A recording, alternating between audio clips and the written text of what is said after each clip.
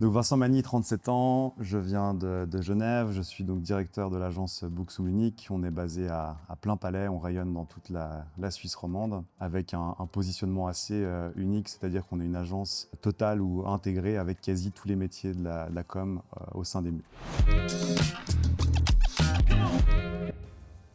Ce qui est assez intéressant pour les marques qu'on accompagne au quotidien, qu'elles soient finalement petites ou grandes, avec des problématiques ultra locales jusqu'à internationales, c'est qu'on a vraiment ce côté one-stop shop avec les différents métiers. Donc ça va vraiment de la partie positionnement, stratégie, branding, jusqu'à la création de tous les assets, puis ensuite toute la partie déploiement et visibilité particulièrement digitale. Et ça, finalement, c'est orchestré au quotidien par tous les experts métiers.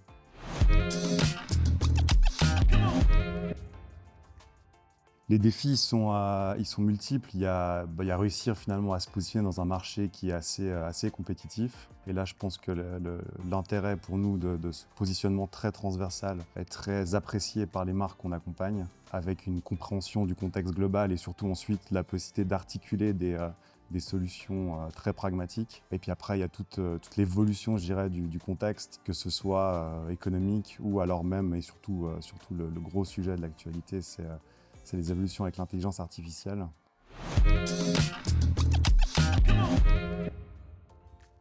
On a identifié les axes de déploiement potentiel avec l'IA. On a initié des formations, on a sensibilisé les équipes. En fin d'année 24, on a fait une retraite avec toute l'équipe du management. Puis dans les opportunités, mais aussi les menaces, bien entendu, on a mis l'IA là-dedans. Et je crois que c'est ça en fait l'enjeu principal. C'est plutôt d'en faire une opportunité, de savoir saisir la balle au bon. Un peu plus de choses potentiellement qu'on appuierait avec de l'IA, tout en gardant les budgets initiaux. Donc on pourrait proposer à nos clients plus d'éléments avec des budgets similaires.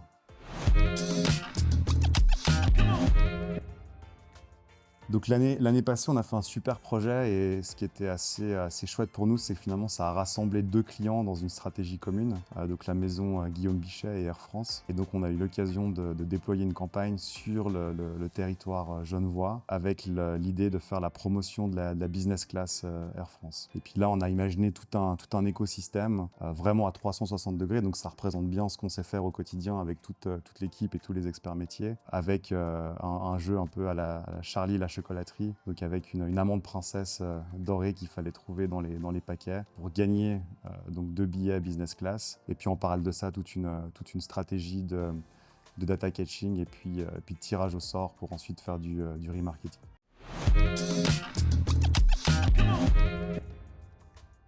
Alors je dirais de manière assez évidente dans les campagnes qu'on va devoir déployer. On a des projets autant, je dirais, en local, mais on va avoir besoin de l'anglais et de traduction anglophone pour toucher la Genève internationale. On va avoir des projets nationaux, où là on va avoir besoin de l'allemand pour des campagnes qui vont se déployer outre-Sarine. Et puis l'anglais aussi pour des problématiques plus internationales.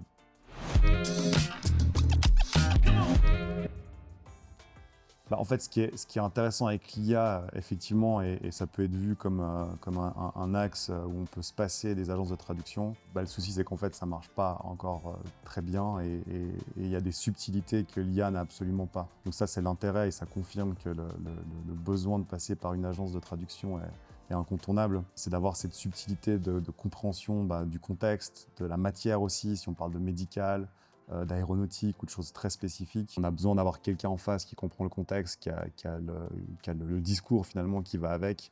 Et ça aujourd'hui, ça se retrouve pas au travers de l'IA. Là, j'ai une petite anecdote, c'est qu'il y a quelques années, on a fait une campagne nationale pour un livreur de food à domicile et on a eu à peu près 20 versions différentes pour la signature en allemand. Donc c'est là où c'est nécessaire justement d'avoir quelqu'un qui peut dire voilà, à Berne c'est plutôt ça, à Zurich, un consensus finalement qui va représenter la marque outre-Sarine.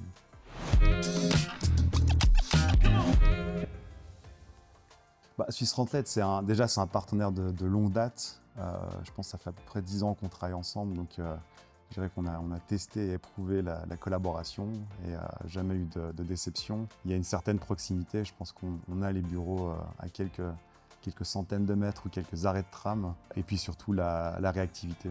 C'est-à-dire que même pour les projets à ultra last minute, comme c'est toujours le cas en en agence, il y a quelqu'un en face qui répond et qui est capable de délivrer très très vite.